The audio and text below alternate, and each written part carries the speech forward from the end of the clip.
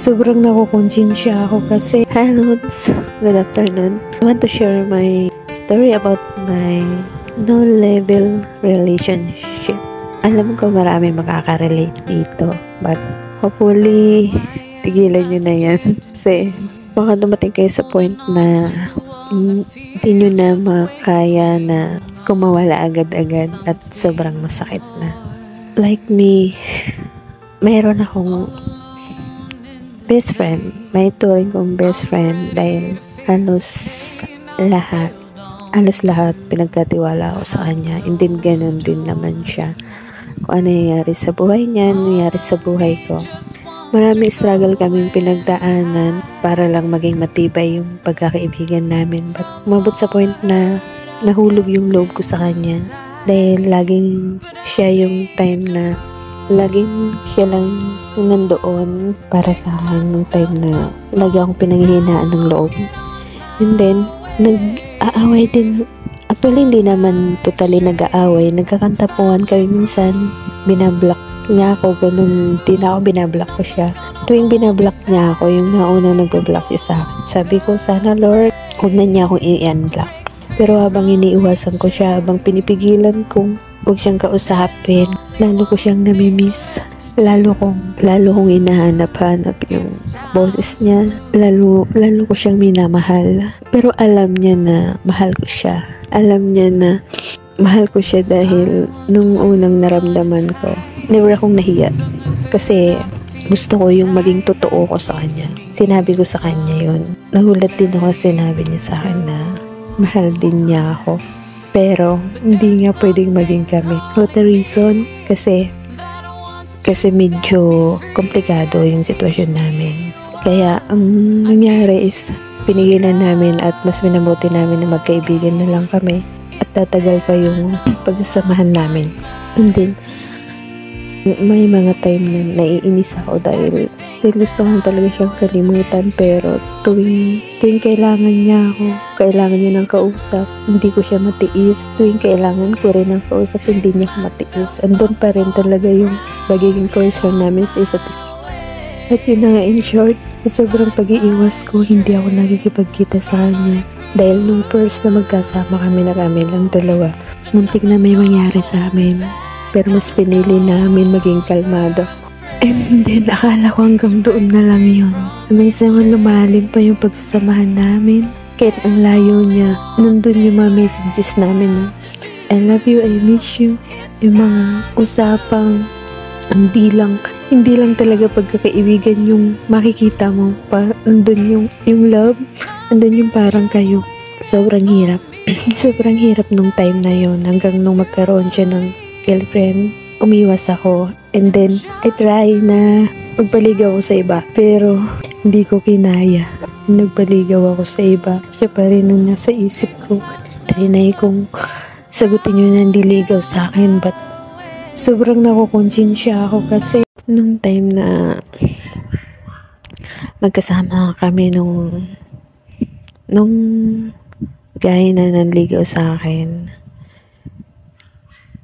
siya yung nasa isip ko. Kaya, I decide na yung kakasagot ko lang, tapos nakipag-break ako. Wala nang explanation na sinabi ko dun sa guy. Kasi, masasabi ko, ayaw kong masaktan siya. Ganun lang yung sinabi ko. And then, in short, hindi na ako tumanggap ng sino man naman liligaw kasi nga alam ko sa sarili kong may mahal ako. Hindi hanggang sa nagkita na naman kami mga ilang months ng best friend ko sa isang lugar na hindi namin inaasahan na nandoon siya, at pupunta din ako sa lugar na yun. Hindi namin inaasahan na magkikita kami, pero nung time na yun may kasama siya at walang nakakaalam na kung gaano kalalim yung pagkakaibigan namin. And then, ang saglit lang kami na nag-usap. Nagulat ako, nag-chat siya sa akin na hintayin mo ko. I need to talk. Sabi niya, ganon. Hindi hinintay ko siya. Hanggang pagpasok ko doon sa kotse niya, may kasama pala siya. May kasama siyang dalawang friends niya. And then, pero siya niyakap niya ako kasi di ko alam ng mga kaibigan niya yung about sa amin. Kaya pala ganun na hindi na siya nahiya na yan. Yakapin niya ako at halikan. Hindi ko magawa siyang yakapin kasi nga iniiwasan ko yung nararamdaman ko. And then hanggang sa nagpaalam na ako kasi nga hindi ako pwedeng tumagal. Nagpaalam na ako tapos magka-chat kami. Yun, ang dami na namin na pinag-usapan kasi sa tagal namin di nagkita and then nag-usap.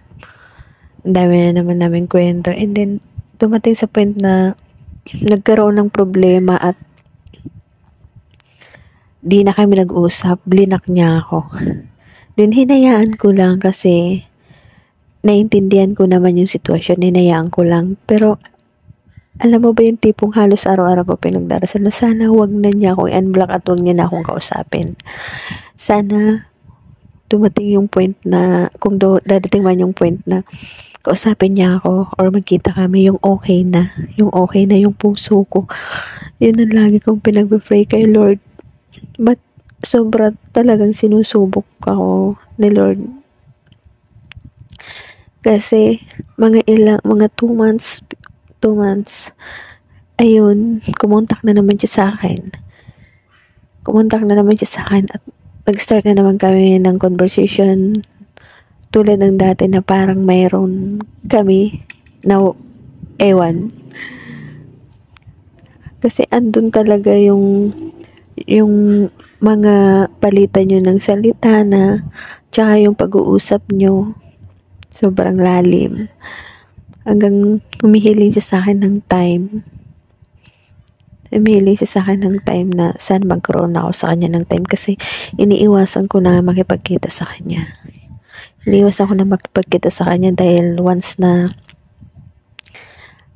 magkaroon ng pagkakataon na magkasama kami ulit at kami lang dalawa, alam ko na mangyayari. And then hanggang sa umabot ng almost 1 year, hindi kami nagkita. Pero akala ko okay na ako. Yun pala lalong lalala yung nararamdaman ko. Hanggang sa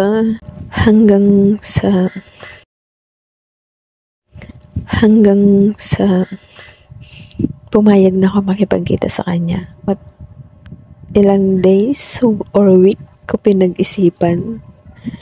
Kasi ang nasa isip ko nun, okay, makikipagkita ako, but last na.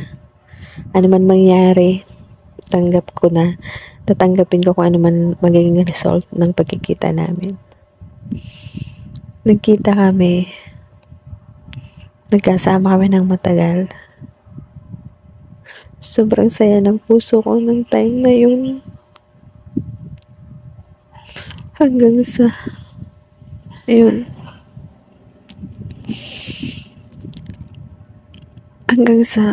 may nangyari sa amin. Pero ramdam ko yung pagmamahal niya sa akin. Pero nasa isip ko talaga na iiwasan ko na siya. Pero sabihin ng tanga ako. Pero at least naparamdam ko sa kanya kung gaano ko siya kamahal nung time na yun. Doon palang masaya na ako. Yung masabi ko sa kanya, yung nararamdaman kung gaano ko siya mahal na mahal. Oh my God, naiyak ako. Hanggang sa sabi ko, nung time na yun, sabi ko, siguro ito na yung huling pagkikita namin. Hanggang sa niyakap niya ako ng napakahigpit.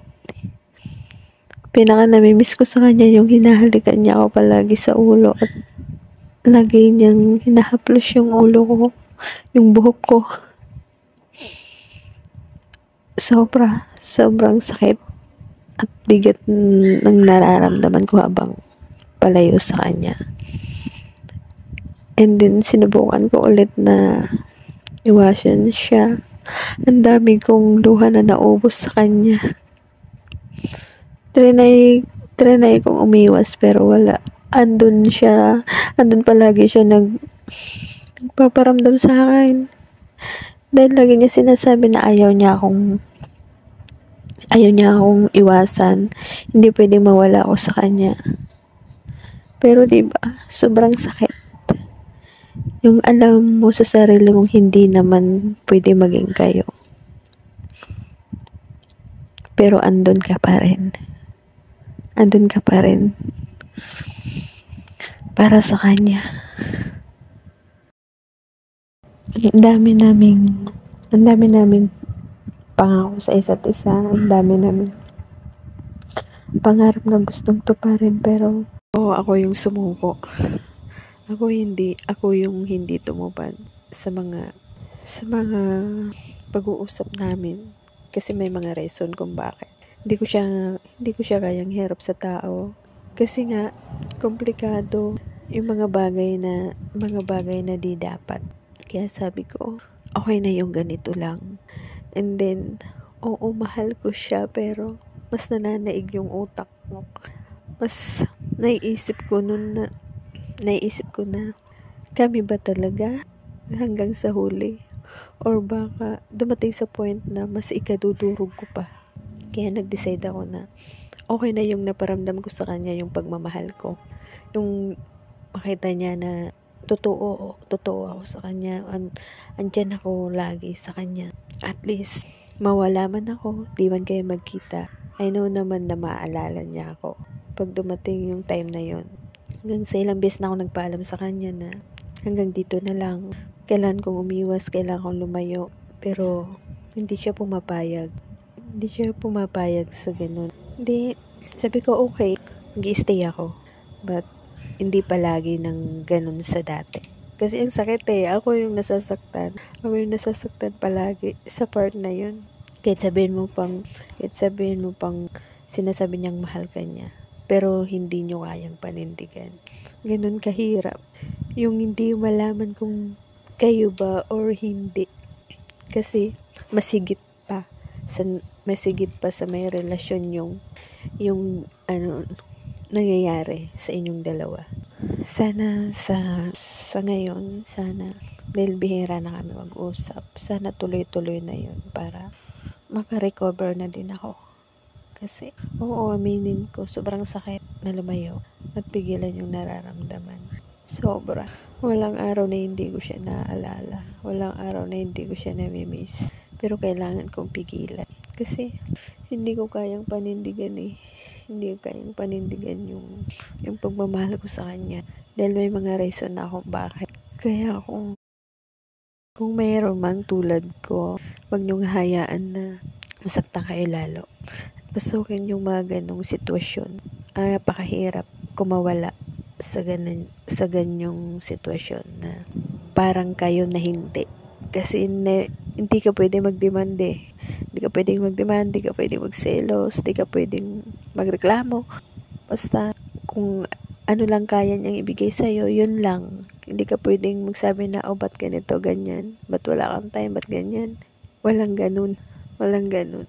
Masasaktan ka pag pumasok ka sa ganyang sitwasyon. Alam ko maraming makaka-relate dito. Kaya sana, pag alam nyo naman na walang patutunguhan, tigilan nyo na. Habang kaya nyo pang mag-move on. Mas mahirap pala mag-move on yung hindi naging kayo kaysa yung naging kayo. Sobrang hirap. And then, but kailangan ko na talaga mag-move on. Kasi may girlfriend na siya. And actually, masaya ako nakikita siyang masaya. Sana, masaya talaga siya. Yun lang naman hiling ko, yung makita ko siyang masaya. At magkaroon ng tahimik na pamilya. Kaso nga minsan, madalas niya akong i-message. Nami-miss niya ako. Pero, Hanggang doon na lang yun.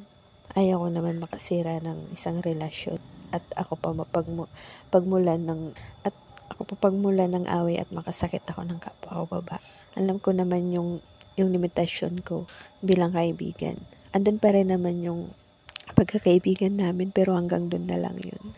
Kaya sa ngayon kailangan kong kailangan ko munang umiwas at kailangan kong makarecover.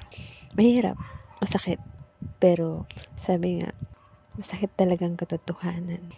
Masakit ang totoo kaysa maging masaya ka sa kasinungalingan. Ulit ko naman, hindi ko naman pinagsisihan yung mga bagay na naging masaya kami. Wala akong pinagsisihan. Hindi ako nagsisi na kilala ko siya. Hindi ako nagsisi na minahal ko siya. Hindi ako nagsisi na one time na yung hindi dapat ay nangyari. Hindi ko pinagsisihan yun. Dahil mahal ko siya. Kahit sabihin mo pang tanga ang isang tao. Oo naman, lahat naman tayo minsan nagiging tanga dahil sa pagmamahal eh. Pero at least naging totoo tayo. Ganun lang. Kaya sa mga nagsisimula pa lang sa ganitong sitwasyon, hanggat kaya nyo pa, huwag nyong hayaan malugmok kayo sa pagmamahal na alam nyo ikakaturog nyo sa huli.